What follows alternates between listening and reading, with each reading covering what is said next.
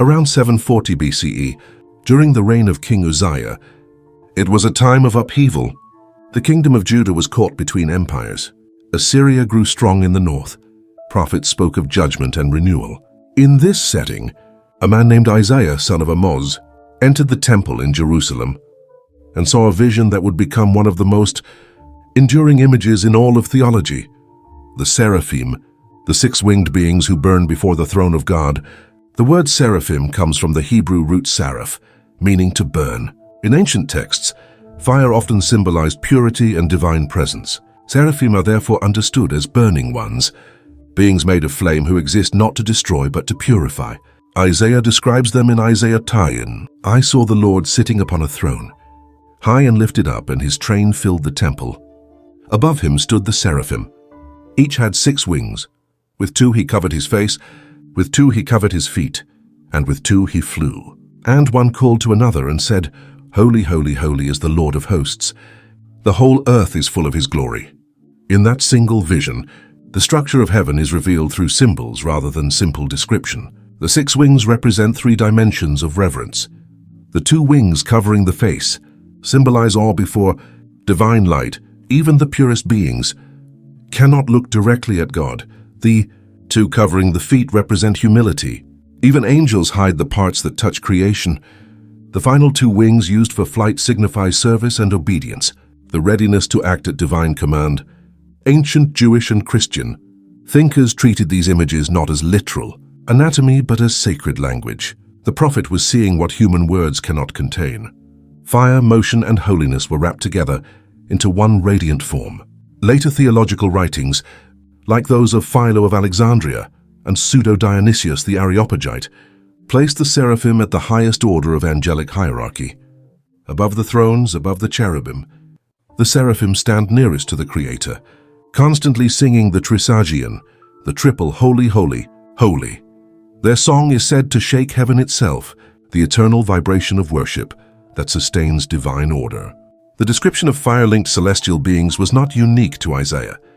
In Mesopotamian art, temple guardians called Apkallu or Lamassu often combined human, animal, and winged forms, representing divine intermediaries.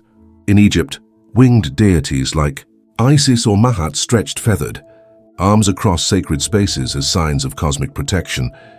The ancient world saw wings as the mark of beings who crossed realms, sky, earth, and heaven. But the seraphim differ from those images. They are not guardians or messengers. They are worship itself. They do not speak to men. They speak only to each other and to God. They do not fight or rule. They burn. Their fire purifies, not punishes. When Isaiah fell to the ground in terror, one seraph took a live coal from the altar with tongs and touched it to the prophet's lips, saying, Your guilt is taken away, and your sin atoned for. The coal did not destroy him. It refined him. That moment symbolizes the central mission of the seraphim: purification through fire, transformation through encounter with the divine. Centuries later, Jewish mystics in the Merkaba tradition, the chariot visionaries, expanded on Isaiah's encounter. They described layered heavens filled with flaming beings who chant endlessly, their wings made of tongues of light. In these mystical accounts, the seraphim guard the highest heavens, where the throne of God blazes brighter than creation itself. Anyone unworthy who approaches that light is said to dissolve into smoke. In early Christianity, the seraphim became central to heavenly imagery.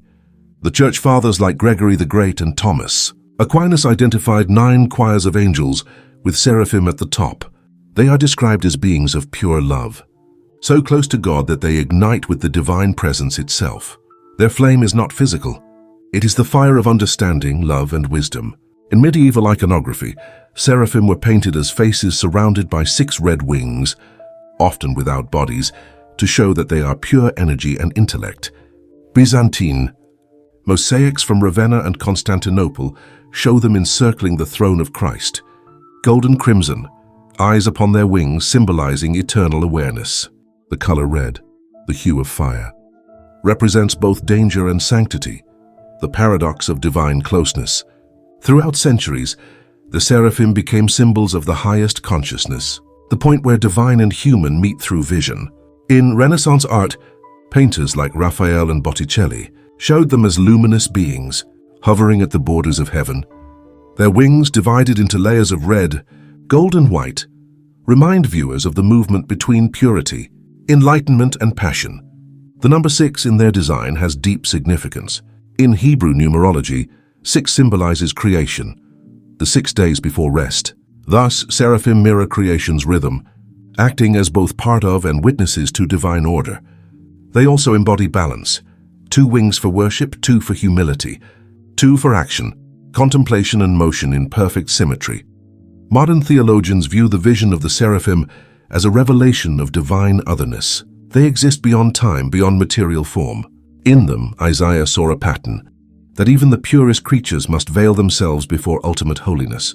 The human response, awe, repentance, service, mirrors the seraphim's posture. In some later traditions, the seraphim also become linked to the element of fire in Kabbalistic thought. The word seraph is sometimes associated with fiery serpents, mentioned in Numbers 21.6, when God sent seraph serpents among the Israelites. Scholars note the connection between burning purity and serpentine imagery. Both evoke energy that transforms. These fiery beings, however, are not evil. They are manifestations of divine intensity, too radiant for flesh to endure. The Book of Enoch, though older sections speak mainly of watchers, later commentaries connected the seraphim as their opposites, not fallen, but steadfast. The watchers descended and were corrupted by desire. The seraphim remained near God's flame and were never consumed. They represent the perfection of what the watchers lost: devotion without disobedience, knowledge without pride. In art and literature, the seraphim's presence continued to influence imaginations. John Milton's Paradise Lost describes them as flame's purest effulgence, soldiers of light who never tire in praise. In Dante's Paradiso, they encircle the highest sphere, closest to the Empyrean, singing love into existence. Even today their image persists: 6-winged figures of fire in stained glass, sacred art and fantasy literature. In popular imagination, they embody the concept of transcendence, beings whose very essence is song and light. Theologically, the seraphim stand as a reminder that ultimate power is not domination, but worship. Their 6 wings are not instruments of battle, but symbols of harmony between awe, humility and service. Their burning nature expresses what happens when creation draws too near to the Creator, not destruction, but purification. If Isaiah's vision occurred around 740 BCE, then for nearly 3 millennia, that single moment, a man standing before living fire and hearing "Holy, holy, holy," has shaped the way humanity imagines heaven.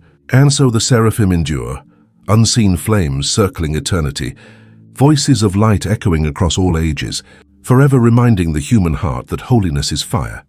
It blinds, it cleanses, and it transforms all that comes close.